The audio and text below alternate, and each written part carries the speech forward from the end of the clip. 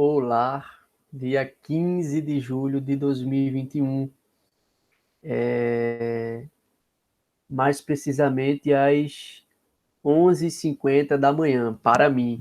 Para vocês, pode até ser que vocês já não estejam mais no dia 15 de julho, tampouco às 11h50 da manhã. E por que é que eu já inicio esse encontro, essa aula, esse encontro, destacando o dia e o mês? É porque hoje é um marco, né, para a minha monitoria, para essa monitoria. É o momento em que eu me despeço de vocês, né? Então, aqui se finda o nosso contato institucional, né, enquanto monitor e aluno. É um momento de muita felicidade para mim, uma vez que aqui acaba o trabalho, né? Eu vou ter um tempo para descansar e curtir um pouco as 3 semanas de férias, é isso. Mas é um momento de tristeza também, porque eu acabo tendo que me despedir de vocês. Todos sabem a estima que eu tenho por cada um, tendo em vista que é a segunda vez que eu sou monitor de vocês. E eu acho que isso é algo exclusivo da galera da manhã, né? Tive contato agora nessa disciplina de Pena 1 com o pessoal da manhã, tá? Quer dizer, eu tinha contato com o pessoal da noite, porque eu era da noite, já fui monitor da noite.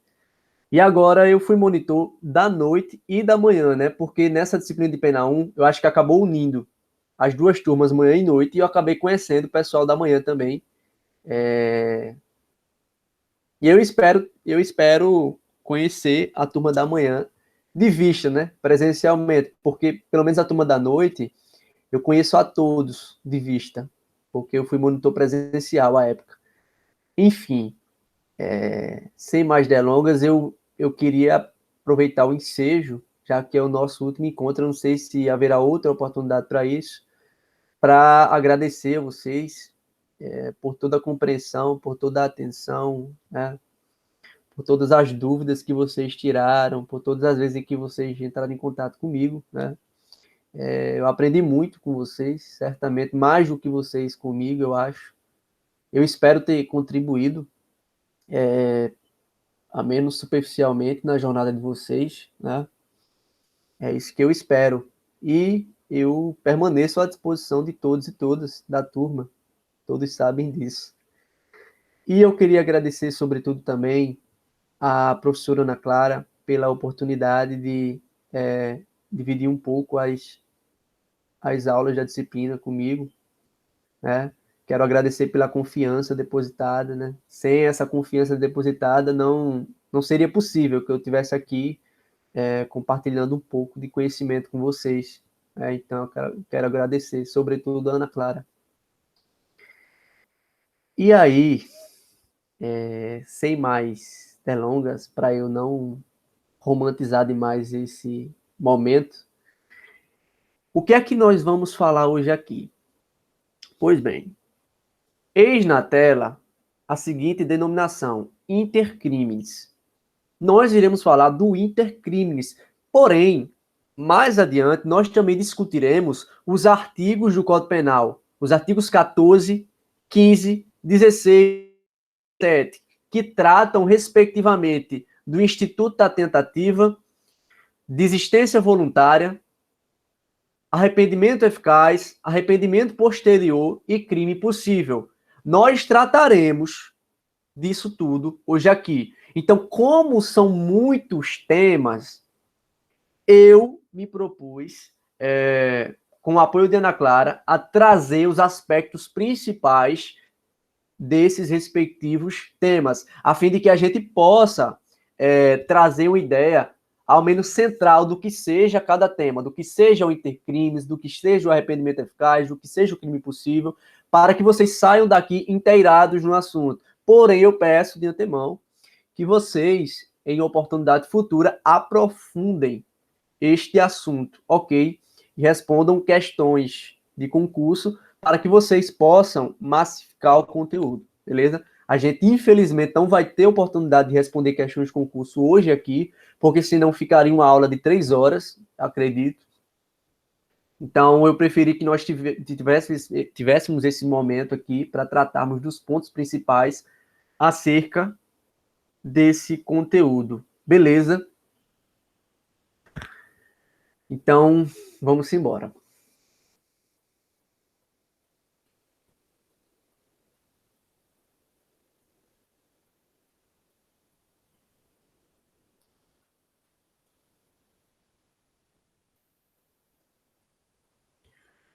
Pois bem, antes de tudo, tenho certeza que já surgiu para vocês aí a seguinte pergunta.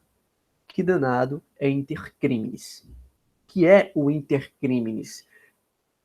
O intercrimes, gravem isso, o intercrimes é o percurso percorrido, é o caminho percorrido pelo agente até o atingimento do intento criminoso. Intercrimes, caminho do crime. O intercrimes é o percurso traçado pelo agente visando o atingimento do intento criminoso. É como se fosse um plano criminoso, nos dizeres de Hans Welser. Plano criminoso. Esse plano criminoso, esse trajeto criminoso, esse caminho, esse percurso, ele se divide em algumas fases que estão na tela aí para vocês. Primeira fase, cogitação, que é o momento em que eu raciocino o crime, é o momento em que eu penso, idealizo o crime, ou seja, surge na minha cabeça, eita, eu quero findar a vida de fulano. Eu quero matar a fulano. Beleza. Surgiu em mim a ideia, o ânimos necandi, surgiu. A idealização do crime. Segunda fase, atos preparatórios. Eu começo a manipular os meios mediante os quais eu conseguirei atingir, realizar o meu intento criminoso, o meu ânimos necandi. Portanto, eu compro um armamento, eu compro uma arma de fogo, eu compro uma arma branca, mediante a qual eu conseguirei realizar o meu intento criminoso. Então, eu vou passar a obter os objetos, os instrumentos mediante os quais será possível o atingimento de tal intento criminoso. Aí seria os atos preparatórios. É o momento em que eu estou já me organizando para perpetrar a conduta criminosa. Beleza. Terceira fase, atos executórios. Nos atos executórios reside o momento em que eu passo a, de fato, perpetrar as condutas que vão levar à consumação do delito. Então, eu começo a efetuar os disparos na vítima. Eu começo a efetuar os disparos de arma de fogo ou a golpear a vítima mediante faca, a fim de que esta venha a óbito. Então, no momento em que eu passo a desferir os disparos, eu estou nos atos executórios.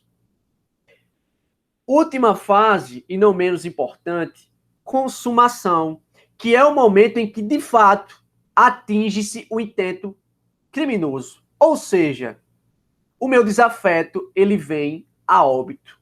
Ele morre. É cessada o seu sopro de vida.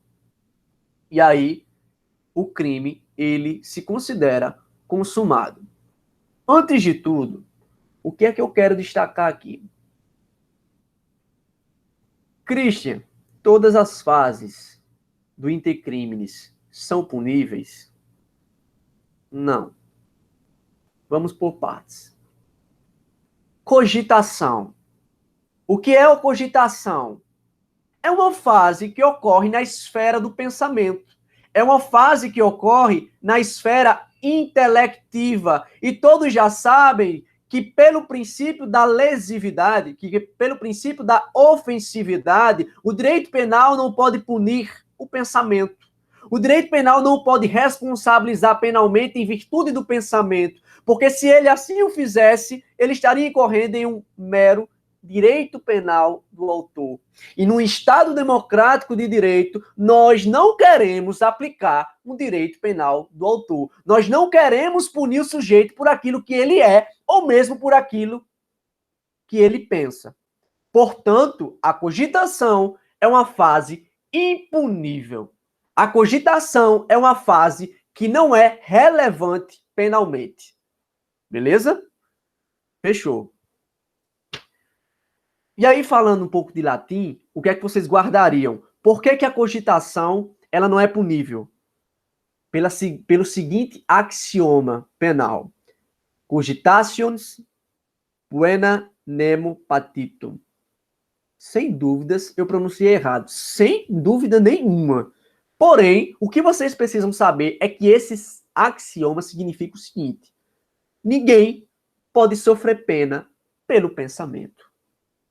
Portanto, se ninguém pode sofrer pena pelo pensamento, não há que se falar em responsabilização, em imputação em virtude da fase cogitação, em virtude de ato meramente ocorrido na esfera do pensamento. Beleza? Muito fácil, muito simples. Atos preparatórios. O que é que eu poderia dizer a priori? Eu poderia dizer a vocês que, em regra, tanto a cogitação quanto os atos preparatórios, eles são impuníveis.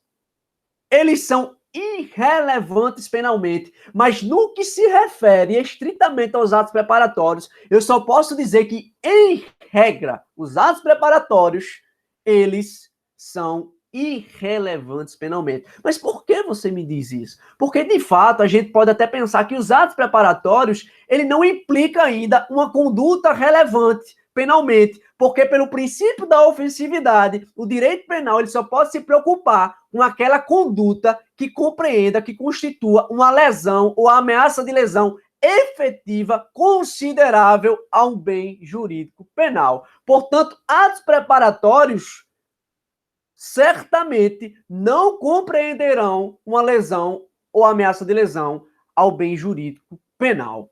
Porém, ressalvadas as exceções, a gente tem algumas hipóteses em que os atos preparatórios constituem delitos autônomos dentro da legislação penal brasileira. E um exemplo que eu poderia trazer para vocês aqui é o crime de associação criminosa presente no artigo 288 do Código Penal. E eu vou até fazer o favor de ler este dispositivo, e nesse momento eu peço que vocês também abram o Código Penal de vocês, para que a gente possa entender de que forma o legislador ele aborda essa associação criminosa.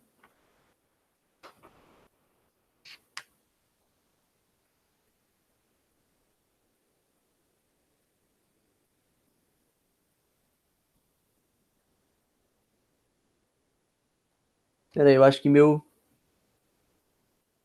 tô com medo de meu código estar desatualizado acerca da associação. Deixa eu ir na net.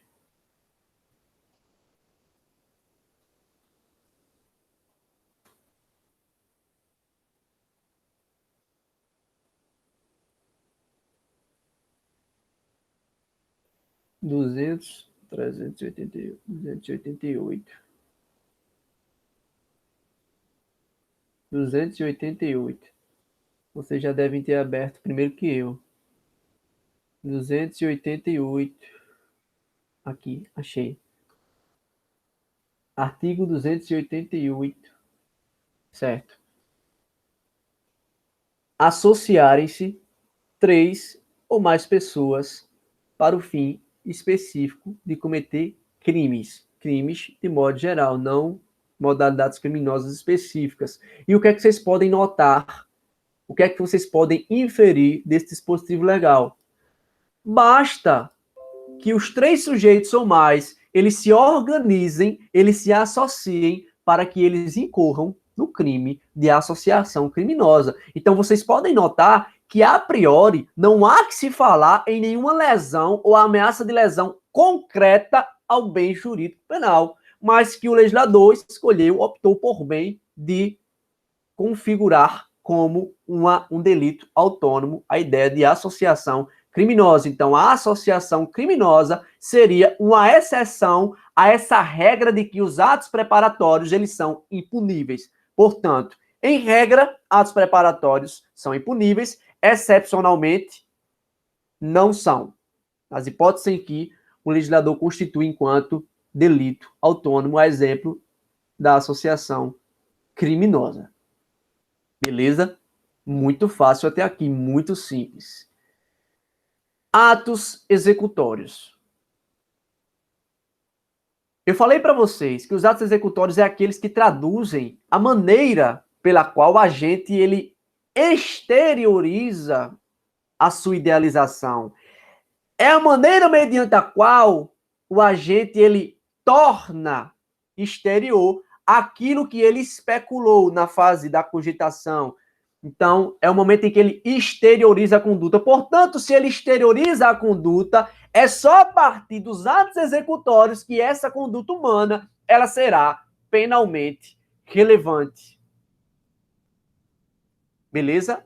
Até aqui, tranquilo. Só que tem um grande problema, um enorme problema. Muito tem sido se discutido na doutrina e na jurisprudência acerca da fronteira que há ou que não há entre os atos preparatórios e os atos executórios. E aí eu pergunto, quando o sujeito A, ele aciona o gatilho da arma de fogo na direção de B, isso constitui um ato preparatório ou um ato executório? Christian, eu acho que é um ato preparatório. Christian, eu acho que seja um ato executório, mas qual a relevância?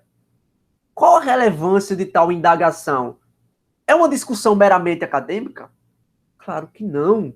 Porque se eu considero o acionamento do gatilho como um ato preparatório, essa conduta ela será irrelevante penalmente, de modo que o sujeito ele não será responsabilizado pelo acionamento do gatilho. Mas se eu considerar que esse acionamento do gatilho constitui um ato executório, essa conduta ela é penalmente relevante. Logo, o sujeito será imputado. A ele será atribuída a responsabilidade pelo fato. Unicamente em virtude do acionamento do gatilho. E para discutir esse grande dilema doutrinário e jurisprudencial, surgem uma série de teorias que vão trabalhar a ideia da distinção ou daquilo que define os atos executórios e atos preparatórios. A priori, eu trago para vocês a teoria da hostilidade ao bem jurídico. A teoria da hostilidade ao bem jurídico ou do critério material, ela traz a seguinte ideia. Entende-se por atos executórios aqueles atos que atacam, que lesionam bem jurídico, criando-lhe uma situação concreta de perigo. De fato, parece um pouco com a ideia que traz o princípio da ofensividade. É uma teoria bastante enfatizada por Nelson Hungria, mas quero que vocês a priori entendam isso. Os atos executórios, para a teoria da hostilidade ao bem jurídico, são aqueles que lesionam, que atacam de fato o bem jurídico, ou que criam a esse bem jurídico uma situação concreta de perigo. Aí, se para vocês o acionamento do gatilho constitui uma situação concreta de perigo, sigamos. Segunda teoria, teoria objetivo formal, mediante a qual se entende que o ato executório é aquele que inicia a realização do tipo. Portanto, nessa seara, nesse panorama, de acordo com essa teoria específica, o acionamento do gatilho, dificilmente seria abarcado enquanto uma conduta penalmente relevante. Porque a conduta ela só é penalmente relevante para a teoria objetivo formal se eu inicio a realização do núcleo do tipo. Enfim. Terceira teoria. Teoria objetivo material. Pela teoria objetivo material, são atos executórios aqueles em que se inicia a prática do núcleo do tipo, bem como os atos imediatamente anteriores com base na vida de uma terceira pessoa, na visão de uma terceira pessoa que esteja alheia à conduta e visualizando a conduta. Então, se de acordo com essa terceira pessoa se iniciou a conduta, ou mais propriamente os atos imediatamente anteriores ao início da prática do núcleo do tipo, eu teria aí uma conduta penalmente relevante. E por fim, e não menos importante, teoria objetivo individual, inclusive uma teoria enfatizada, tornada evidente por Eugênio Raul Zaffaroni. E Zaffaroni vai entender que os atos executórios eles são aqueles que, de acordo com o plano do agente, realizam-se no período imediatamente anterior ao começo da execução penal. Então, por esta teoria, o acionamento do gatilho ele seria considerado como uma conduta penalmente relevante, porque se localiza num momento imediatamente anterior ao começo da execução típica. Christian, qual a teoria prevalecente? Veja só, pessoal. Alguns autores opinam no sentido de que esta última teoria, a teoria objetiva individual, seja a prevalecente, em virtude de alguns julgados do Supremo Tribunal de Justiça. Eu acredito que o negócio é muito mais embaixo. A divergência ainda existe. Várias defesas postulam,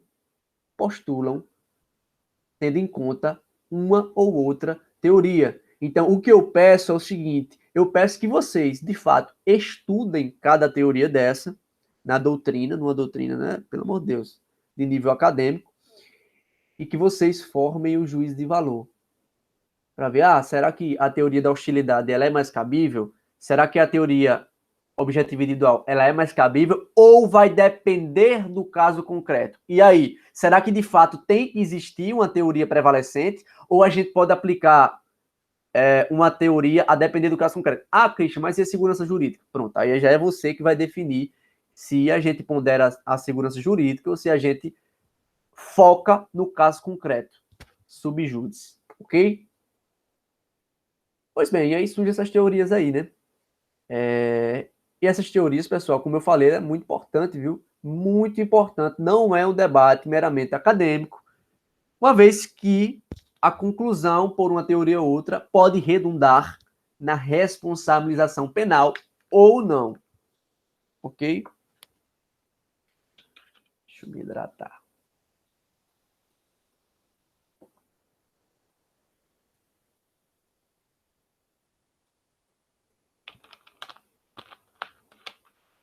Christian, essa garrafa é muito grande. Por quê? Tá querendo aparecer? Não é porque é só assim para eu tomar 1,5 litro de água no dia. Se não for assim, não tem como não. Sou horrível para tomar água. Enfim, nós já discutimos até os atos executórios, não foi isso? Beleza. Até agora não saímos do primeiro slide. E agora eu quero falar para vocês da consumação. Christian, o que é a consumação? Eu disse para vocês de modo bem simplório, de modo bem perfunctório, que é o momento em que o sujeito ele atinge o seu intento criminoso, não é isso?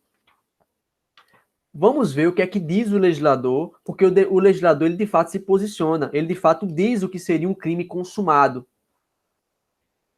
No artigo 14 do Código Penal, vocês vão ver a seguinte ideia. Diz-se o crime, inciso 1º, diz-se o crime consumado quando nele se reúnem todos os elementos de sua definição legal. E aí, a exemplo do artigo 121, é o momento em que, de fato, há a morte. Porque se o legislador diz matar alguém, o crime ele só será consumado quando, de fato, houver a morte de alguém, certo? E aí, qual o probleminha? Deixa eu ver se tem mais alguma coisa no outro slide aqui. Tudo bem, é isso mesmo. E aí, qual é o problema dessa fase?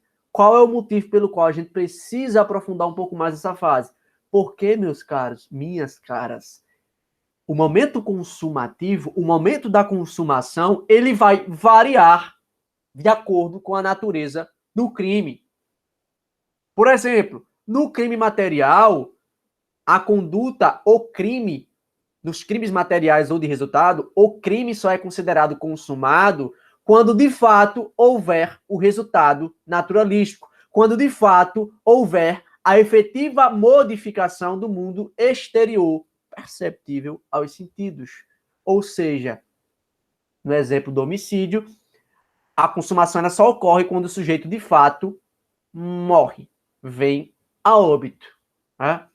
E aí, no crime formal, ou por alguns autores, de consumação antecipada, a consumação ela ocorre num momento diferente, comparativamente ao crime material.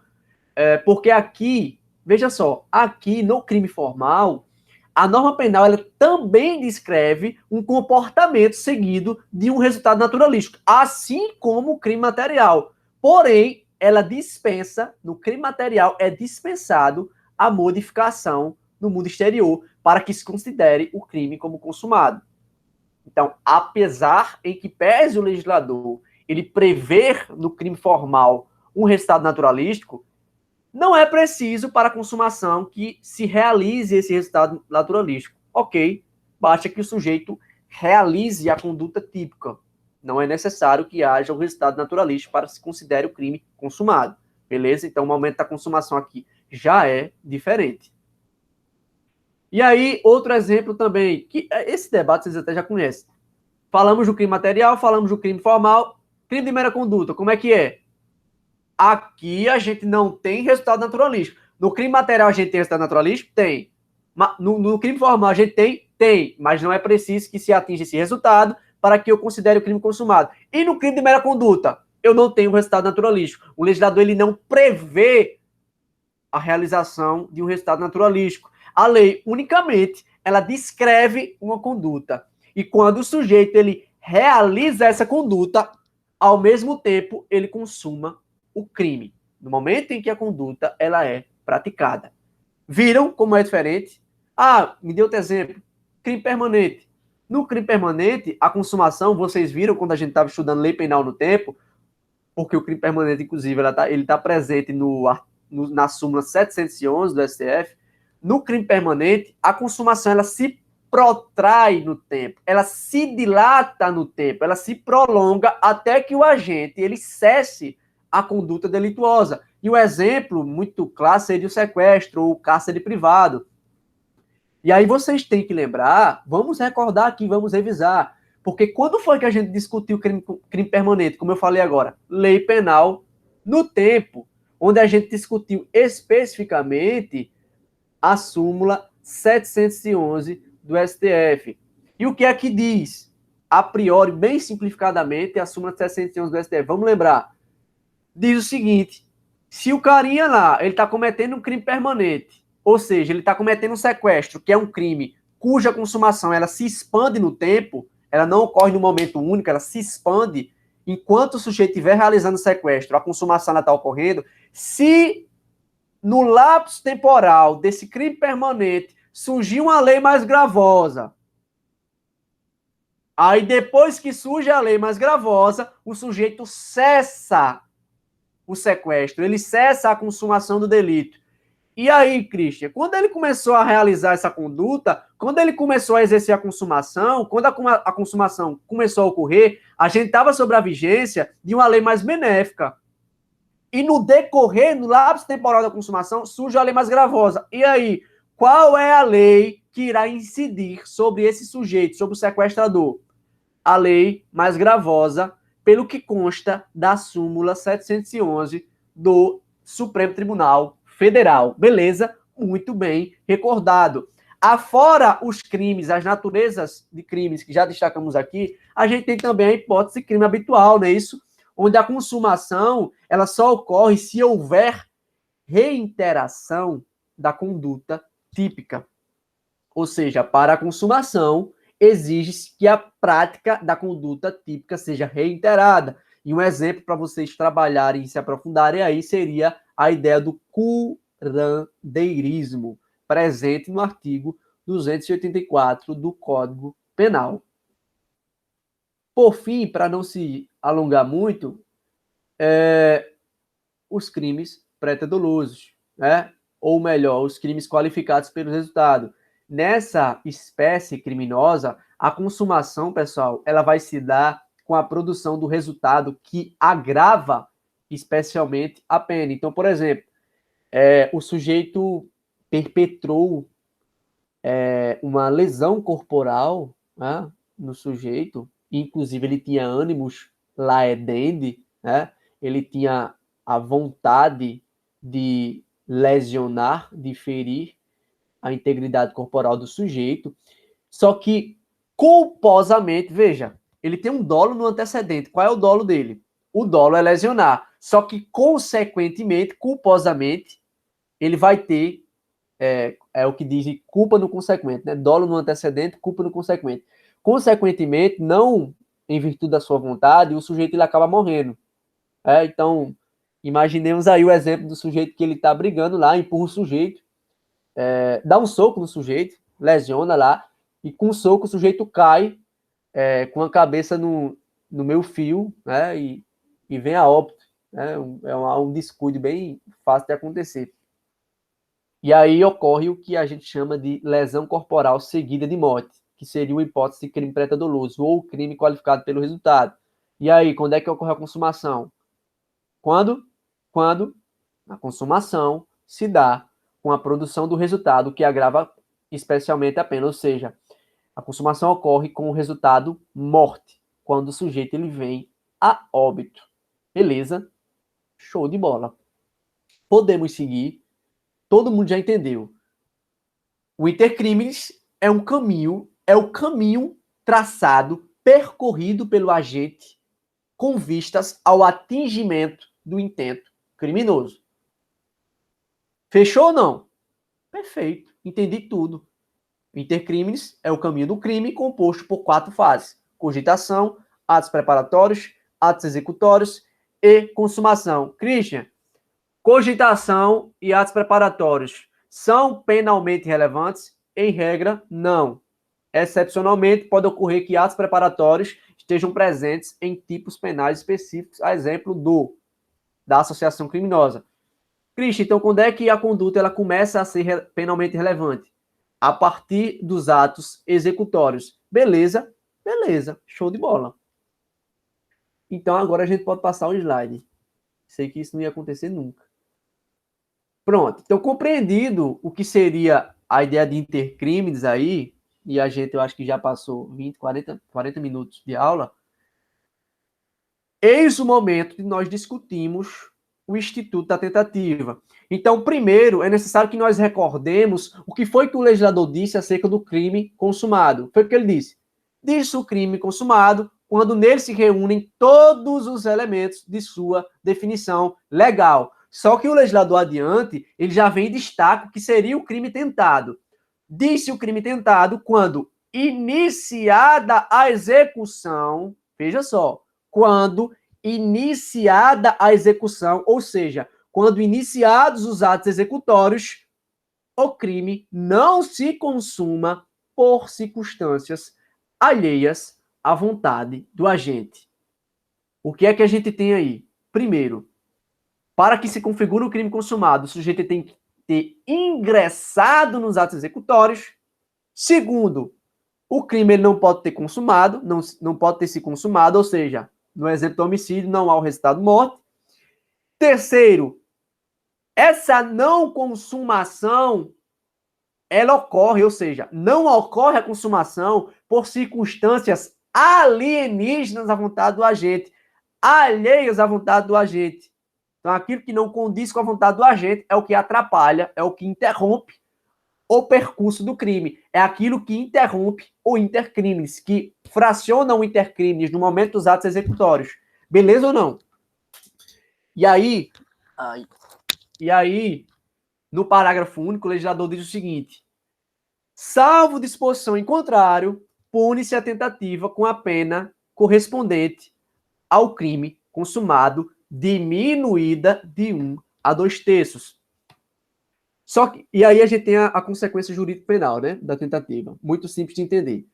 Só que o que eu quero destacar para vocês, agora, nesse momento, é algo que eu já falei, acredito que na aula sobre tipo e tipicidade penal. Lembram quando eu falei sobre adequação típica de subordinação imediata e adequação típica de subordinação mediata? Lembram ou não lembram? Eu dei o exemplo exclusivamente sobre tentativa, o Instituto da Tentativa. E eu quero trazê-lo para esse contexto. Porque, afinal de contas, o que é esta norma do artigo 14, que institui a tentativa? É uma norma de extensão. Porque vejam comigo, vejam só. O que é que diz o artigo 121 do Código Penal? Matar alguém, pena de 6 a 20 anos. É isso mesmo? Será que eu errei de novo? Pelo amor de Deus, bicho. 10 anos de direito penal. Eu ainda não decorei a pena desse artigo. 6 a 20 anos. Excelente. Reclusão, 6 a 20 anos. Só que, Christian, no caso concreto, eu percebi que o sujeito ele não matou alguém. Ele tentou matar alguém. Christian, se o sujeito ele não matou alguém, ele tentou, eu consigo adequar a conduta tentar matar ao tipo penal de matar alguém? Consigo ou não? Eu consigo ter uma tipicidade formal? Sim ou não? Não. Não, porque matar alguém não é a mesma coisa que tentar matar alguém. E na tipicidade formal, pressupõe-se que haja uma subsunção perfeita. Ou seja, a conduta perpetrada pelo sujeito ela tem que se adequar perfeitamente ao conteúdo constante do tipo penal. Logo, se matar alguém não é tentar matar alguém, não há como haver uma adequação típica neste caso. E aí, como é que a gente soluciona esse problema? E aí que surge a norma de extensão, o artigo 14, inciso 2º.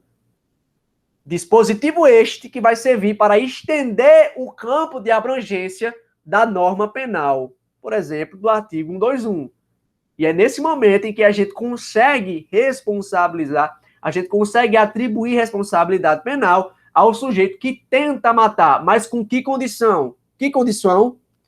A pena da tentativa relacionada ao crime consumado, ela será diminuída de 1 a 2/3. E aí, por que o Instituto da Tentativa constitui uma norma de extensão? Porque estende o campo de abrangência da norma penal. A norma penal, ela passa a atingir casos fora da sua conduta típica. Ou seja, se eu tenho no artigo 121 matar alguém, eu passo a abranger agora tentar matar. Porque tentar matar para o legislador também constitui uma conduta relevante penalmente. Claro, pessoal, isso se justifica também pelo fato de que esta conduta de tentar matar alguém, e aí vocês vão concordar comigo, constitui uma lesão ou mesmo ameaça de lesão efetiva ao bem jurídico vida, né? Então, eu acredito que seja justificável a aplicação desse instituto da tentativa como uma hipótese que expande o campo de abrangência da norma penal. Beleza? E aí, por que esse crime tentado constitui um crime incongruente? Porque os elementos subjetivos, eles não condizem com os elementos objetivos. Ou seja, na tentativa, eu tenho um elemento subjetivo intacto. Qual é? O dolo de matar. O ânimos necandi. Esse elemento subjetivo, ele está íntegro. Ele está íntegro. Só que os elementos objetivos, ou seja, a realização desse meu intento criminoso, ele não é íntegro. Ele não ocorre. Portanto, destoa-se o campo de elementos subjetivos e objetivos. Não há uma congruência entre os elementos subjetivos e objetivos. Ou seja, eu tenho um elemento subjetivo íntegro, porém, os meus elementos objetivos não se realizam completamente. Beleza? Show de bola. Vamos para o próximo slide. Christian, quais seriam os elementos necessários para a configuração do crime tentado? Muito fácil, muito simples. A conduta, ela tem que ser, antes de tudo, dolosa. Christian, por quê? Pensa comigo, pensa comigo. Para que haja intercrimes, o que é o intercrimes? Lembra? É o percurso criminoso, é o plano. Primeiro eu penso, depois eu seleciono os meios e angario os meios, depois eu passo a executar a conduta e eu a consumo. A conduta se consome. A conduta ela se completa. Ou seja, eu tenho um plano criminoso. Mas vejam só, para que haja um plano criminoso, para que haja um plano criminoso, tem que haver, antes de tudo, vontade de delinquir. Para que haja um plano, para que haja um percurso criminoso, tem que haver, antes de tudo, o ânimos necande. Para que haja um plano de matar, tem que haver uma vontade de matar. É? E se eu tenho vontade e consciência, eu tenho dolo. Portanto, constitui requisito do crime tentado que a conduta ela seja dolosa, ou seja, que o sujeito ele tenha vontade livre e consciente de querer praticar uma conduta criminosa. E daí a gente já poderia entender que no crime culposo não há que se falar em crime tentado, não há que se falar em admissão da modalidade tentativa, uma vez que no crime culposo não há um plano criminoso, de modo também que não há um intercrimes, não há um percurso do crime visando o atingimento do intento criminoso, porque de fato, no crime culposo nem há intento criminoso, a priori. Além da conduta dolosa, é necessário também, para que se incorra em um crime tentado, que o sujeito ele tenha ingressado nos atos executórios. Então, o que foi que a gente viu lá no artigo 14? Considera-se crime tentado quando iniciada a execução. Então, constitui requisito do crime tentado que o sujeito ele tenha ingressado nos atos executórios. Ah, Cristian, ingressou nos atos preparatórios. Não tem como tentativa aí. Tentativa só ocorre a partir dos atos executórios. O sujeito tem que ter começado a efetuar os disparos contra a vítima, contra o seu desafeto, beleza? Por fim, não menos importante, além de ser uma conduta dolosa, além de ter ingressado nos atos executórios, é necessário que não ocorra a consumação do crime. E essa não consumação, ou seja, essa consumação ela não vai ocorrer por circunstâncias alheias à vontade do agente. Então, qual seria o exemplo? O sujeito está aqui, ele começa a efetuar os disparos. No segundo disparo atingido na vítima, o sujeito ele escuta uma sirene de viatura. Ele não tem mais a opção de continuar, ele tem que sair do local. Então, ele interrompe o curso causal, ele interrompe o intercrimes. Mas o que de fato interrompe o intercrimes? Circunstâncias alheias à vontade do agente. Por quê? Porque foi o fato de a viatura se aproximar do local que fez com que o sujeito interrompesse o trajeto criminoso, de modo que se configuraria aí o crime tentado. Beleza? Muito fácil, muito simples. E vamos aí para as espécies de tentativa. Vejam só, a tentativa ela pode se classificar de acordo com alguns critérios. E eu quero destacar o primeiro critério, quanto ao intercrimes percorrido, quanto ao trajeto criminoso percorrido. Quanto ao intercrimes percorrido, a tentativa, como vocês veem na tela, pode ser perfeita e imperfeita. Nesta última, na tentativa imperfeita, o agente ele é impedido de prosseguir no seu intento criminoso, deixando de praticar todos os atos executórios à sua disposição. Ou seja, o sujeito ele se dirige ao seu desafeto e ele tem uma arma de fogo que possui 5 munições. E para esse sujeito, para que ele realize o seu intento criminoso, para ele, preste atenção nisso, para ele era necessário as 5 munições, os 5 disparos, para que ele atingisse o seu intento criminoso. Só que em virtude da circunstância alheia à sua vontade, em virtude da sirene, da viatura, ele interrompe essa realização no segundo disparo, ou seja, ele não consegue executar todos os meios que ele dispõe para atingir o seu intento criminoso. Já na tentativa perfeita, o agente, ele, em que pese praticar todos os atos executórios de sua exposição, ou seja, apesar de o sujeito ele disparar as 5 munições, ele efetuar os 5 disparos contra o seu desafeto, ele não consegue consumar o crime por circunstâncias alheias à vontade do agente. E aí seria o exemplo. Pronto, ele atingiu os 5 disparos no sujeito, só que por uma ocasião do destino, por uma mão divina sobre esse desafeto, os disparos eles são atingidos em locais não vitais. Ou, se atingidos em locais vitais, a cirurgia ela foi realizada com êxito, o que impossibilitou o óbito, impossibilitou que o desafeto viesse a óbito. Então, aqui, o sujeito ele desfere todos os disparos possíveis e imagináveis na sua cabeça que poderia redundar na realização do intento criminoso. Tentativa imperfeita e tentativa perfeita. No que se refere ao resultado produzido na vítima, de vista um critério material, a tentativa ela pode ser branca e vermelha. Na tentativa branca, o sujeito ele não consegue atingir o corpo da vítima. Por exemplo, o sujeito dispara 4 vezes contra o sujeito, mas não atinge nenhum disparo no seu corpo. Nessa hipótese, a gente tem uma tentativa branca. No que se refere ao resultado produzido na vítima ainda, a gente tem a hipótese de tentativa vermelha. O que seria tentativa vermelha? Se na branca o sujeito ele não consegue atingir o corpo da vítima, na tentativa vermelha ele efetivamente atinge, ou seja, ele efetua os 4 disparos e pelo menos com um deles consegue atingir o seu desafeto, beleza?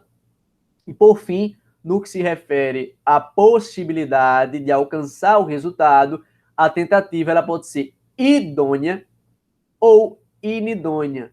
Na tentativa inidônea, o resultado, apesar de possível de ser alcançado, ele só ocorre por circunstâncias alheias, ele só não ocorre por circunstâncias alheias à vontade do agente.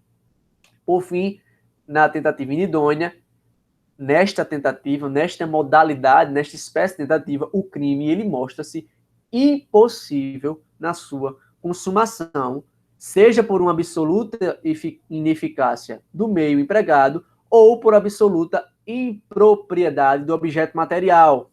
Aqui nós estamos falando, nessa tentativa inidônea, especificamente da hipótese de crime impossível. Vocês vão ver lá na frente, quando a gente estiver trabalhando, daqui a alguns minutos, o artigo 17 do Código Penal. A hipótese de tentativa inidônea constitui, em outras palavras, uma hipótese de crime impossível. Beleza? Show. Tranquilo.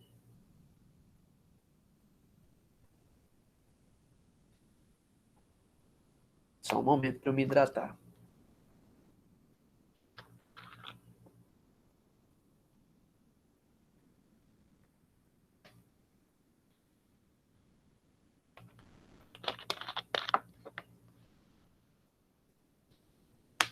Crimes que não admitem tentativa. Crimes habituais. Crimes pré-dolosos. Crimes culposos, como eu já destaquei. E aí, por que o crime pré-doloso ele não se admite tentativa?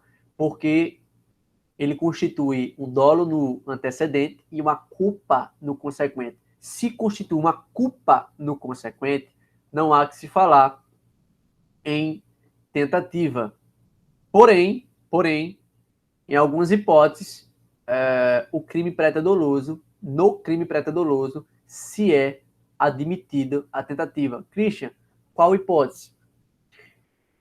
Uma hipótese de crime pré-doloso, muito fácil de compreender, é o aborto com resultado morte, qualificado pela morte. Ou seja, o médico, ele aborta, ele realiza um aborto numa mulher, e esta mulher, ela vem a óbito. E aí a gente tem a hipótese de aborto com resultado de morte, aborto qualificado pela morte, crime pré-doloso. Só que imaginem, o que é que ele tem? Ele tem um dolo, não é isso? Ele tem um dolo no antecedente. Qual é o dolo dele? Abortar. Ele está com vontade de abortar. Qual é o consequente? O que ocorre acidentalmente? A morte. Então, eu tenho um dolo no antecedente, culpa no consequente, beleza?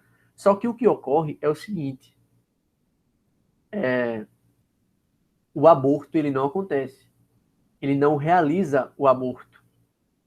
Ele não consegue atingir o aborto. Ou seja, ele não consegue realizar, ele não consegue consumar o seu intento criminoso, qual seja a realização do aborto. Porém, esta não consumação, ela também acaba redundando no resultado morte da mãe. E aí o que é que a gente tem? Tentativa de aborto qualificado pela morte. Então, essa seria uma hipótese em que o crime pré-doloso ele admite tentativa, justamente porque o dolo ele não se consuma. O dolo no antecedente ele não se consuma, ok? Então, sempre estejam a par dessas especificidades. Como já falamos, no crime culposo não se admite tentativa porque não há que se falar em um intento criminoso. Porém, vocês viram que na culpa imprópria há sim um intento criminoso. Só que ocorre que o sujeito se engana quanto às circunstâncias de fato, né? São as hipóteses de discriminantes putativas, não é isso que a gente destacou, que a gente falou naquela aulinha de erro de tipo? Então, nas hipóteses de discriminante tentativa, discriminantes putativas, a gente tem uma hipótese de crime impróprio. O que foi que eu falei para vocês? O crime impróprio, pessoal, é um crime doloso, sendo que o sujeito, o legislador, por questões político-criminais, decidiu por não imputar o sujeito dolosamente, mas culposamente. Portanto, se de fato ocorre um intento criminoso, pode-se haver a modalidade tentativa nos crimes culposos impróprios. Beleza? Se atentem a isso. Pronto. Crime de atentado ou de empreendimento. Que crime é esse que não se admite tentativa? Esses são os crimes, pessoal, em que o próprio legislador destaca a tentativa como um delito autônomo. Por exemplo, se ele dissesse assim, tentar segregar o território nacional, não sei o quê. Pronto. Vejam que ele já destaca, o legislador, que o tentar constitui um delito autônomo, né? Não é isso? De modo que eu não preciso recorrer à norma de extensão tentativa presente no artigo 14. Então, nessas hipóteses aqui, que a tentativa ela está presente na própria norma penal, no próprio tipo penal, aqui não precisa que a gente utilize da modalidade tentativa, né, do instituto da tentativa. Nos crimes unissubsistentes, também, porque eles se consumam com apenas um único ato, né, isso? Não permitem o raciocínio da tentativa. E no caso, se for impossível, que é esse caso do crime unissubsistente, se for impossível, se não for possível o fracionamento entre crimes, se o crime ele se consuma apenas e tão somente com um único ato, não há que se falar em delito frustrado. Não há que se falar em crime tentado. E por fim, pessoal, os crimes omissivos próprios. Ah, Christian, me diz uma hipótese aí de crime omissivo próprio. A omissão de socorro. A omissão de socorro. Uma vez que não há como você tentar não omitir socorro. Ou você omite o socorro, ou você não omite. Então, é outra hipótese em que não se admite a tentativa. Enfim, eu acredito que se vocês mergulharem na doutrina jurídico-penal, vocês possivelmente vão achar mais hipóteses que não de crimes que não aos quais não são admitidas a tentativa. Né? Então, deixem aberto aí para vocês a pesquisa, ok? Passado este detalhe específico, convém que nós discutamos acerca da aplicação da pena na hipótese tentativa. O que foi que a gente já viu, pessoal? A gente viu o quê? Viu o quê? Vamos voltar? A gente viu que a pena da tentativa, a gente viu que na hipótese tentativa, pune-se com a pena correspondente ao crime consumado, diminuída de 1 a 2 terços. Ou seja, qual é a pena para o homicídio? O homicídio consumado, 6 a 20 anos. E aí a gente poderia diminuir esta pena de 1 terço a 2 terços. Só que eu quero que vocês analisem de que modo ocorre essa diminuição, de que modo ocorre essa aplicação da pena. Veja o que Guilherme de Souza Nunes diz. O juiz deve levar em consideração apenas e tão somente o intercrimes percorrido. Ou seja, tanto maior será a diminuição, quanto mais distante ficar o agente da consumação, bem como tanto menor será a diminuição, quanto mais se aproximar o agente da consumação do delito. O que é que ele quer dizer com isso? Quanto mais o sujeito chegar perto da consumação, o que é que a gente teve? A gente tem a ideia de que, na tentativa, o sujeito ele ingressa nos atos executórios. Então, há possibilidade, ou seja, ingressa nos atos executórios e não consuma. Ingressa nos atos executórios e não atinge a consumação. Só que pode ocorrer de o sujeito chegar mais perto da consumação ou não. Se ele chegar mais perto, quanto mais perto ele chegar da consumação, nos seus atos executórios, menos a sua pena será diminuída. Quanto mais distante ele ficar da consumação, mais a sua pena será diminuída. Essa é a lógica. Logo, a pena há de ser diminuída na proporção inversa do intercrimes percorrido pelo agente. Grave isso, porque isso é muito cobrado. Essa frasezinha aqui de baixo, ela é muito cobrada nos certames de todo o Brasil, sobretudo nas áreas jurídicas. A pena há de ser diminuída na proporção inversa do intercrimes percorrido pelo agente. E aqui vem aquilo que é muito bom, aquilo que também é muito fácil. Desistência voluntária e arrependimento eficaz. Vamos lá.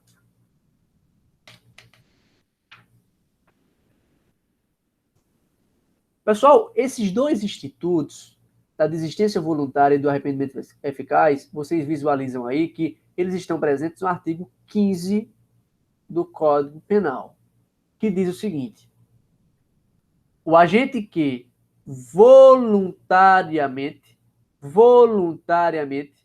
o agente que voluntariamente desiste de prosseguir na execução ou impede que o resultado se produza, só responde pelos atos praticados. Essas duas hipóteses, pessoal, constituem hipóteses de tentativa abandonada ou qualificada. Portanto, quando vocês verem a desistência voluntária ou arrependimento eficaz, vocês já vão lembrar: eita, esta é uma hipótese de tentativa abandonada ou qualificada. E o que é que a gente pode entender a priori? No primeiro enunciado do dispositivo legal constante do artigo 15, o legislador prevê a hipótese da desistência voluntária, ou seja, quando o agente voluntariamente desiste de prosseguir na execução. Christian, eu ainda não entendi.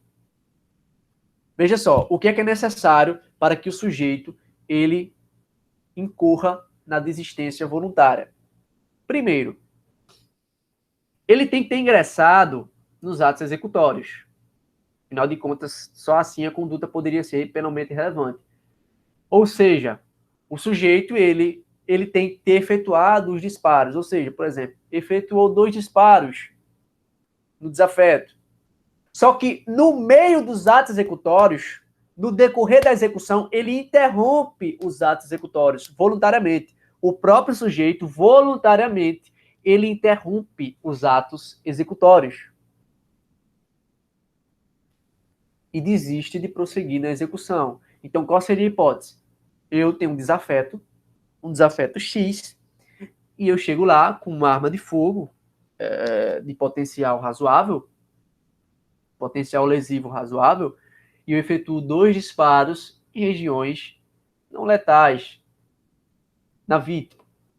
Só que quando eu efetuo os 2 disparos e vejo a vítima no chão, eu olho assim, porra, quero matar esse fela da puta, não. Quero matar, não, tá bom. Deixa esse porra pra lá. Aí eu desisto. Veja só que interessante. Eu chego no local, efetuo os meus primeiros atos executórios, só que eu no meio dos atos executórios, ou seja, eu ainda não terminei meus atos executórios, no meio eu interrompo e digo, porra, quero mais não. Não quero mais. Desisto de prosseguir nos atos executórios. E essa minha desistência, ela acaba impedindo o resultado morte.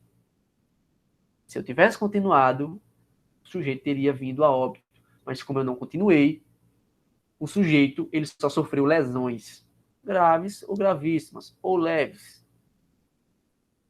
E aí qual seria a consequência, Christian? Qual seria a consequência? Muito simples. Eu só iria responder pelos atos já praticados. Portanto, se eu cometi no sujeito lesões corporais graves ou gravíssimas, eu vou responder por essa lesão corporal a título de dolo. Beleza? Portanto, qual é o objetivo? Christian, qual é o objetivo dessa desistência voluntária? Eu não estou conseguindo afastar a hipótese de tentativa. Porque vocês poderiam muito bem pensar, Christian, essa é uma tentativa de homicídio, então o sujeito ele tem que ser responsabilizado por homicídio tentado. Não. O legislador, por questões político-criminais, resolveu por bem de conceder a esse agente a possibilidade de transpor a Ponte de Ouro. A Ponte de Ouro destacada, enfatizada por Franz von Liszt. O legislador dá a oportunidade de o agente transpor o campo da ilicitude para o campo da licitude. O legislador dá a oportunidade de o sujeito voltar ao campo lícito. Mas eu quero que vocês percebam que esse instituto da desistência voluntária, assim como também o arrependimento eficaz, ele serve menos ao agente do que à vítima. Na verdade, o grande objetivo da desistência voluntária é impedir que o resultado mais grave acometa a vítima. Ok? Então, de um lado, eu concedo essa ponte de ouro ao agente, mediante o qual ele pode transpô-la da ilicitude à ilicitude, ou seja, um retorno ao campo do lícito, e eu também possibilito que essa vítima ela não tenha a sua vida cessada ou que não lhe ocorra um resultado mais gravoso. Beleza? Essa é a finalidade político-criminal da desistência voluntária. Só que uma coisa que eu quero destacar para vocês: a desistência voluntária ela deve ser voluntária e não espontânea. Ou seja, não é preciso que o sujeito brote no seu coração, na sua mente, a vontade de desistir.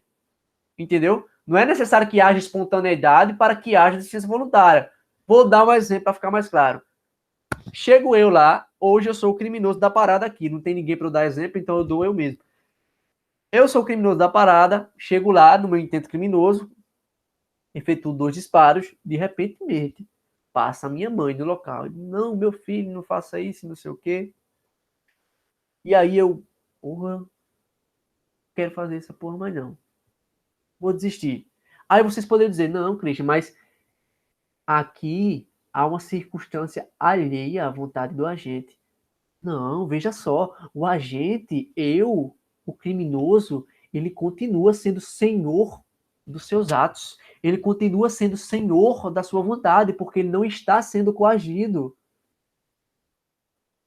Ele não está sendo acometido de uma coação física absoluta. Christian, me dê um modo mais fácil de identificar quando é tentativa e quando é desistência voluntária. Fórmula de Frank.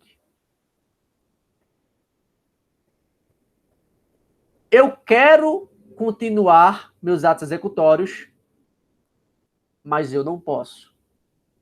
O que é isso? Tentativa. Eu posso continuar, mas eu não quero. O que é isso? Desistência voluntária. Ou seja, estou eu lá, efetuando os disparos, efetuei 2 disparos, de repente escuto a sirene da viatura. Aí eu pergunto a vocês, eu quero continuar os meus atos executórios, eu quero continuar perpetrando os disparos, mas eu posso continuar?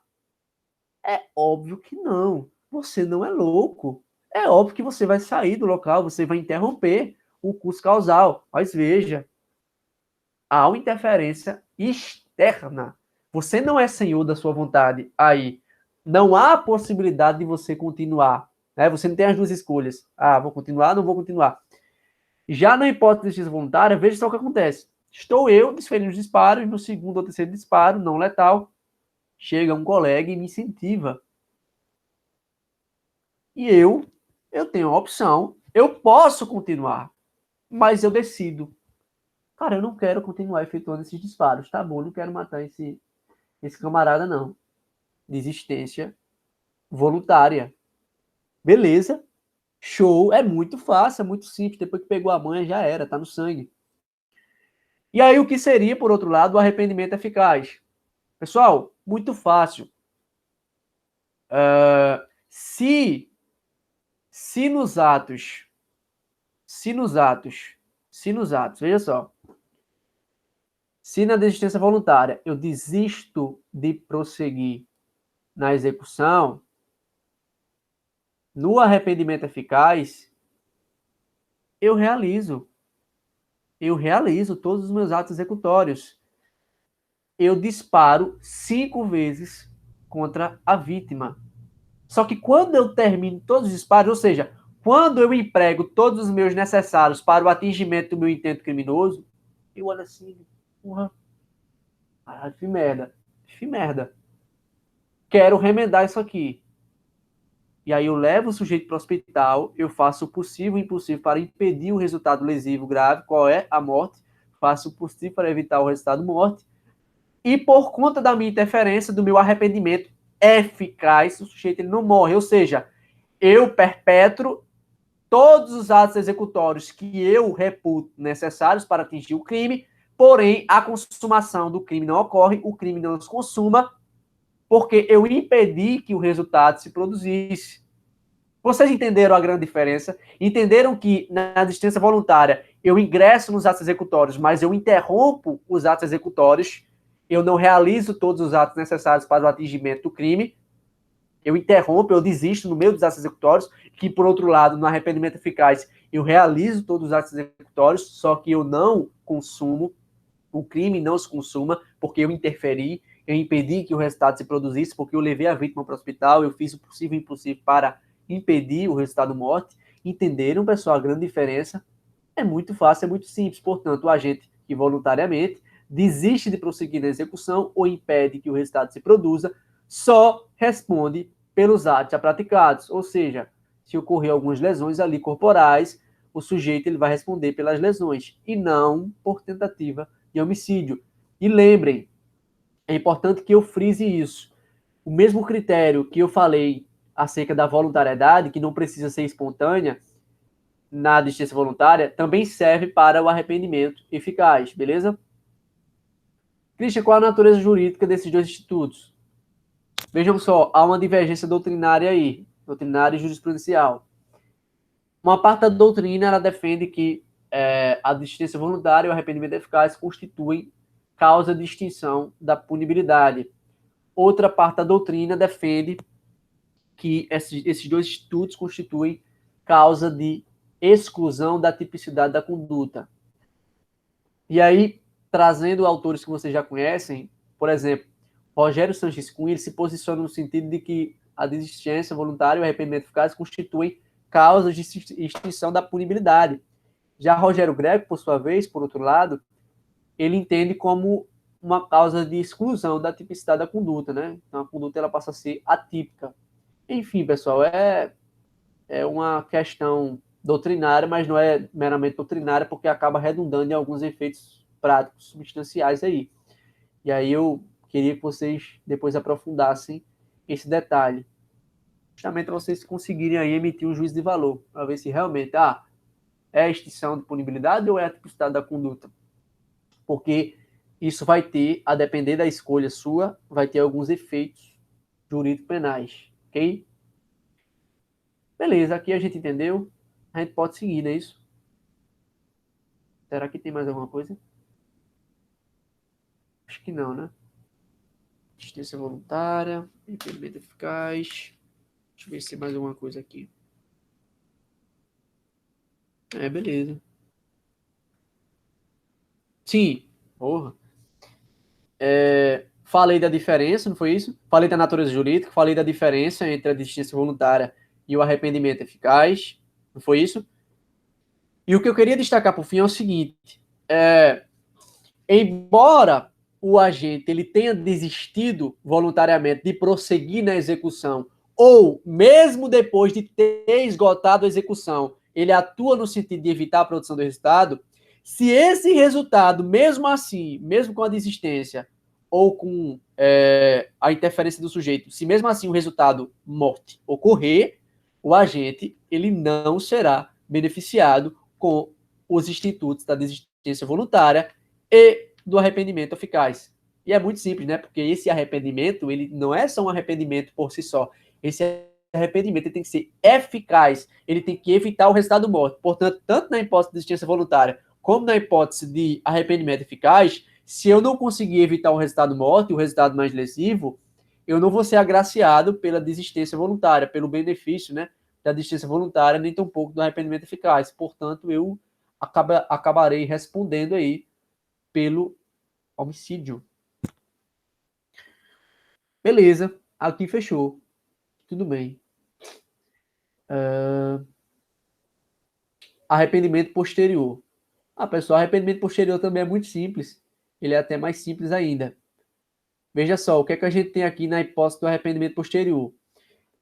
Esse instituto jurídico penal ele está presente no artigo 16 do Código Penal, que diz o seguinte: nos crimes cometidos sem violência ou grave ameaça à pessoa, reparado o dano ou restituído a coisa até o recebimento da denúncia ou da queixa por ato voluntário do agente, a pena será reduzida de 1 a 2 terços. Vamos entender esse artigo, que esse artigo ele é autoexplicativo, não precisa que a gente aprofunde muito, não.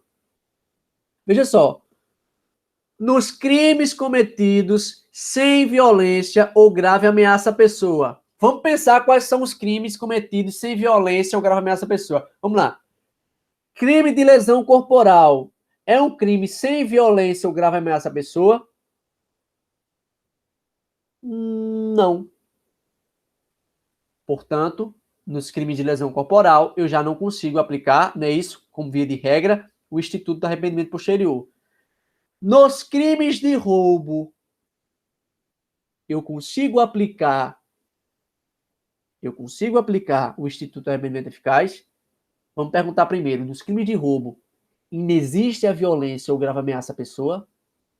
Vamos recordar o que é que diz o artigo 157. Subtrair para si ou para outrem, coisa alheia móvel, mediante violência ou grave ameaça. Opa, eu tenho violência ou grave ameaça no crime de roubo. Portanto, no crime de roubo, eu também não consigo aplicar o Instituto do Arrependimento Eficaz. Christian, no crime de furto, eu consigo aplicar esse Instituto do Arrependimento Eficaz? Artigo 155. Subtrair para si ou para outrem, coisa alheia móvel. Opa, não há violência ou grave ameaça no crime de furto. Portanto, no crime de furto, a gente conseguiria aplicar o arrependimento eficaz. Beleza, já entendi, Christian, já entendi os crimes que podem ser aplicados, aos quais podem ser aplicados esse arrependimento eficaz. Beleza, então, dos crimes cometidos sem violência ou grave ameaça à pessoa, reparado o dano ou restituída a coisa, ou seja, o que é que a gente tem de mudança aqui? Eu cometi meus atos executórios visando a subtração da coisa alheia, beleza? E eu consumei. A conduta, ela se consuma no arrependimento posterior, ou seja, eu consegui subtrair a coisa ali é móvel. Beleza, se consumou. Só que após a consumação, por ato voluntário, eu reparo o dano ou restituo a coisa. Ou seja, furtei um celular no valor de R$ 1.000. Então, após a consumação, eu devolvo o celular da vítima ou eu dou a quantia, eu restituo a quantia relativa, compreendida ao valor do celular. Então, ou eu entrego o celular ou dou o valor do celular de R$ 1.000. Beleza. Só que veja só, essa restituição, essa reparação do dano, ela só pode ocorrer até o recebimento da denúncia, ou seja, há um lapso temporal, há um prazo para que o agente ele consiga, para que haja a possibilidade dele reparar esse dano. É isso? E aí vem a charada muito grande que os concursos por aí vão pegar vocês. Vejam só. Christian, a vítima, ela ingressou com a denúncia. Ela ingressou com a ação penal. Beleza. Ingressou com a ação penal. Como a vítima ela já ingressou com a ação penal, Christian, eu já não posso mais, enquanto agente, eu não tenho mais a oportunidade de reparar o dano ou restituir a coisa. Não é isso, Christian? Não. Porque o prazo é até o recebimento da denúncia. Então, até que o juiz receba a denúncia ou queixa, há a possibilidade de que eu, enquanto agente, repare o dano ou restitua a coisa. Muito fácil, muito simples. Mas esse ato tem que ser voluntário e não precisa ser espontâneo. Basta que o sujeito ele não esteja coagido fisicamente a restituir a coisa ou reparar o dano. Beleza. E aí, Christian, qual seria a consequência jurídico-penal? A pena ela será reduzida de 1 a 2/3. Beleza, Christian. Qual é a pena do artigo 155? Vamos olhar, bora? Artigo 155 do Código Penal. Subtrair para si ou para outro em coisa alheia móvel, pena, reclusão de 1 a 4 anos. Então, essa pena aqui, ela será reduzida de 1 a 2/3. Christian, qual a natureza jurídica do Instituto do Arrependimento Eficaz? Eita porra, tá indo embora a voz.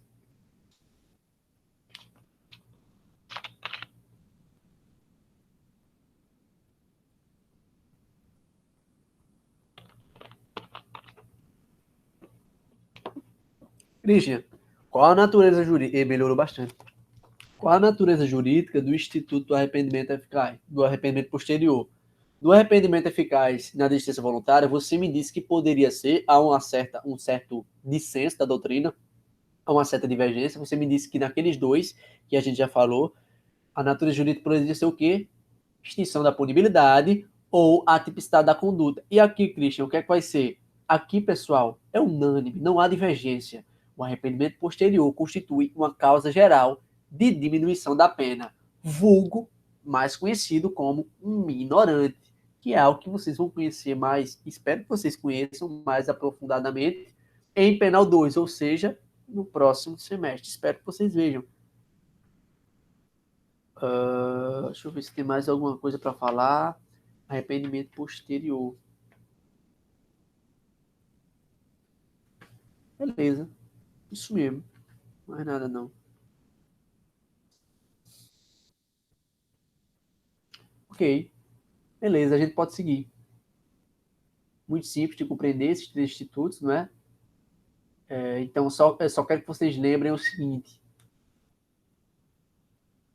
Eu quero que vocês lembrem das diferenças entre cada instituto. Desistência voluntária, arrependimento eficaz e arrependimento posterior. Veja só. Christian, qual a previsão legal dos três institutos? Desistência voluntária está onde? Artigo 15 do Código Penal. Assim como o arrependimento também, o arrependimento eficaz também está presente no artigo 15 do Código Penal, porém o arrependimento posterior está presente no dispositivo subsequente ao artigo 15, ou seja, no artigo 16 do Código Penal. Christian, qual a natureza jurídica da desistência voluntária e do arrependimento eficaz? Há uma divergência, Christian.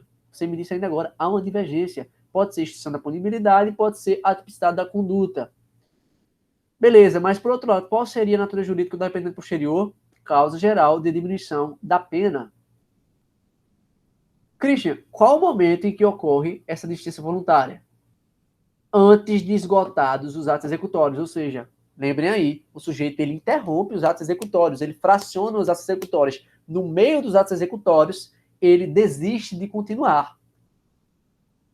Já no arrependimento eficaz, este arrependimento eficaz, ele ocorre depois de esgotados os atos executórios, ou seja, na mente do sujeito, bastava que ele efetuasse 5 disparos para que ele atingisse o seu intento criminoso. Então, depois de ele perpetrar todos os atos necessários, depois de ele esgotar a fase executória, ele se arrepende e decide atuar de modo contrário, no sentido de impedir o resultado morte, por exemplo. Beleza? Já no arrependimento posterior, este arrependimento específico, o arrependimento posterior, ocorre depois da consumação. Então, o sujeito ele já subtraiu a coisa alheia móvel. A coisa alheia móvel ela já resta retirada da vítima, já resta em posse do agente. Ou seja, o crime de furto ele já resta consumado. E depois disso, eu me arrependo e decido reparar o dano ou restituir a coisa. Constituindo isso, e claro, lembrem, tem que ser antes do recebimento da denúncia, do recebimento da ação penal. Então, presentes todas essas circunstâncias, eu serei, enquanto agente, beneficiado pelo arrependimento posterior, né, pela minorante, pela causa geral de diminuição da pena. Na desistência voluntária, a consumação ela não ocorre por circunstâncias inerentes à vontade do agente. É importante que eu destaque isso, porque, veja só, na tentativa, a consumação ela também não ocorre, mas ela não ocorre por circunstâncias alheias, alienígenas, fora do campo da vontade do agente, externas à vontade do agente. Já na desistência voluntária e no arrependimento eficaz, essa consumação não ocorre por circunstâncias inerentes, circunstâncias que estão dentro da vontade do agente, ou seja, o agente é que de fato decide, ele tem a opção, ele é senhor de si, senhor da sua vontade e decide não continuar, ou decide se arrepender e atuar de modo contrário a fim de impedir o resultado lesivo. Beleza, show de bola. Por outro lado, pessoal, no arrependimento posterior, há a consumação. Se no arrependimento eficaz na justiça voluntária não há consumação, aqui no arrependimento posterior há sim a consumação.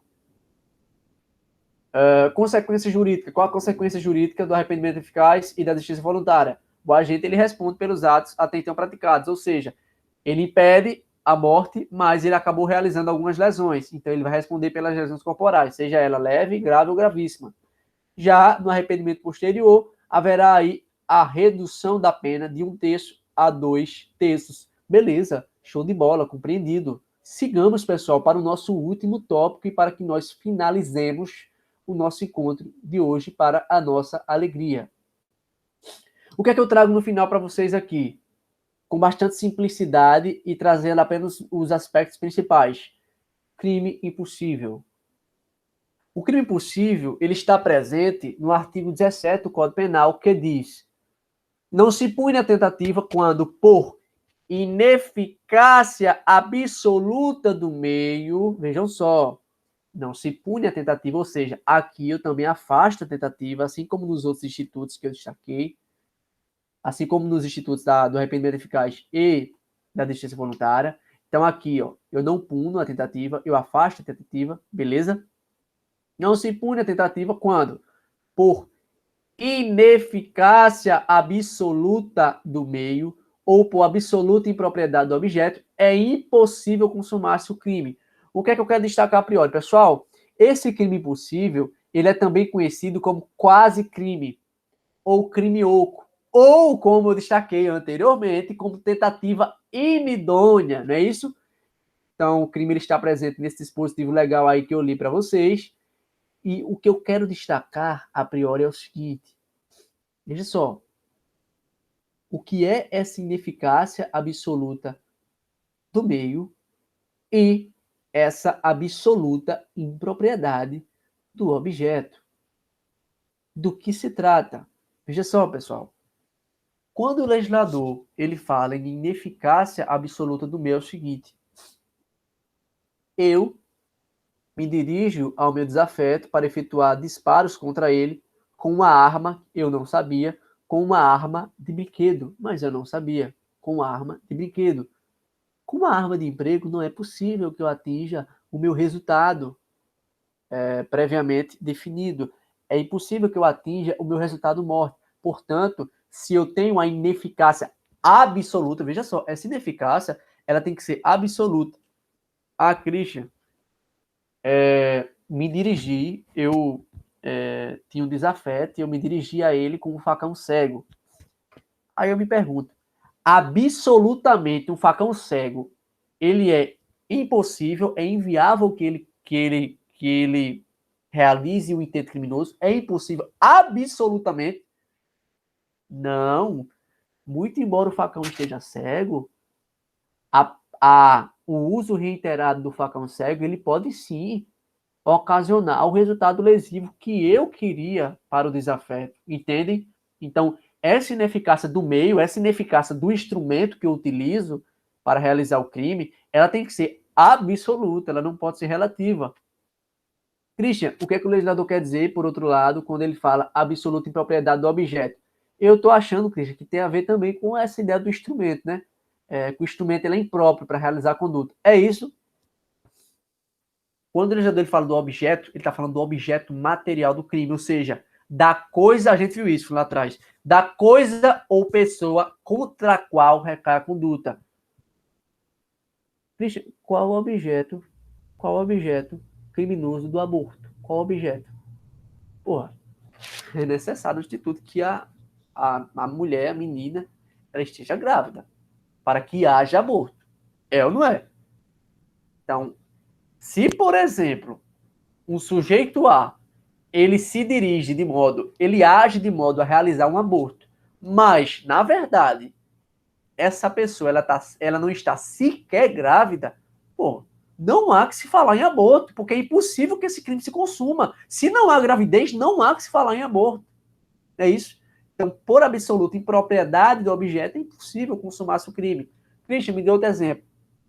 Estou eu agora com um revólver, uma arma de fogo, não de brinquedo, mas real, ela realmente consegue matar uma pessoa, está municiada, e eu encontro uma pessoa, eu encontro meu desafeto ali deitado na sua casa, eu imagino que ele está dormindo, e eu desfiro os disparos contra ele, só que na verdade ele já estava morto.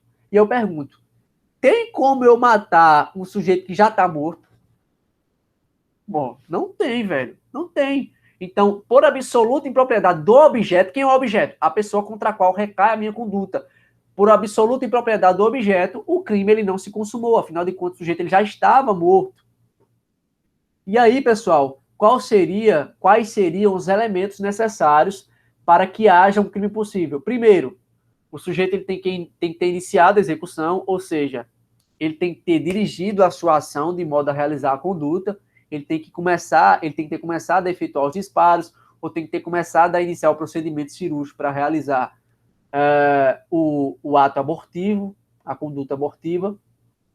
Segundo, esse resultado, o aborto ou a morte, ela não vai ocorrer, ela não vai se consumar por circunstâncias alheias à vontade do agente. Terceiro, tem que haver dolo de consumação. A conduta tem que ser dolosa. O sujeito ele tem que querer abortar. O sujeito ele tem que querer, ele tem que possuir ânimos necande. Mas, Cristo, até aí, a gente tem os mesmos requisitos do crime tentado. É isso ou não? Perfeito. Compreenderam muito bem. É isso mesmo. Porque eu lembro que no crime tentado eu tenho que ter o dolo, tenho que ter conduta dolosa, tenho que ter iniciado, eu tenho que ter ingressado nos atos executórios e tenho também que a conduta ela também não pode ter consumado o resultado ele não pode ter se consumado por circunstâncias alheias à vontade do agente. Só que o que é que muda aqui? No crime possível, esse resultado ele tem que ser absolutamente impossível de ser alcançado, tendo em vista a ineficácia do meio absoluta ou a impropriedade do objeto. Muito fácil, muito simples. Christian, novamente, qual é a natureza jurídica? Qual é a natureza jurídica do crime possível? Causa de exclusão da tipicidade. Isso aí, ó, pessoal, é unânime. Unânime não. É posicionamento majoritário. O crime possível, ele constitui uma hipótese em que a conduta ela se torna atípica. Ok? Fechou. Tudo certo. Acabamos, é sério? Porra, acabamos. Ai, meu Deus, tô nem acreditando. Eita, pessoal, então nós acabamos aqui. Nós finalizamos esse tópico de intercrimes. Eu acredito que foi no tempo razoável, eu não me estendi muito, afinal de contas, eu destaquei tão somente os tópicos principais desses temas, né, do intercrimes, da tentativa e tudo mais. Eu, de coração, espero que vocês tenham compreendido. Eu não sou monitor temporário, eu sou monitor eterno. Então, apesar de nós hoje estarmos encerrando o nosso vínculo enquanto monitor aluno, eu me coloco prontamente à disposição de todos e todas para o que for preciso. Para o que for preciso.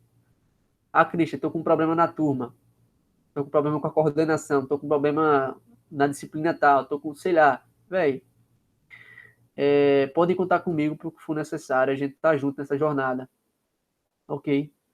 A gente está junto nessa trajetória e eu finalizo novamente esse último encontro, essa nona aula de monitoria. Finalizo agradecendo a todos vocês. Eu espero que vocês tenham compreendido as minhas explicações no decorrer de todo esse semestre. Eu espero que eu tenha me feito claro em todas as aulas. E novamente, agradeço de coração a oportunidade que a professora Ana Clara me deu. Agradeço demais a confiança, demais. Sem ela, não seria possível que eu pudesse estar ministrando essas aulas de monitoria para vocês, ok? Então, pessoal, me mostro disponível aí para qualquer coisa que vocês precisarem. E é isso, senão eu vou chorar. Estamos juntos. Valeu, fechou.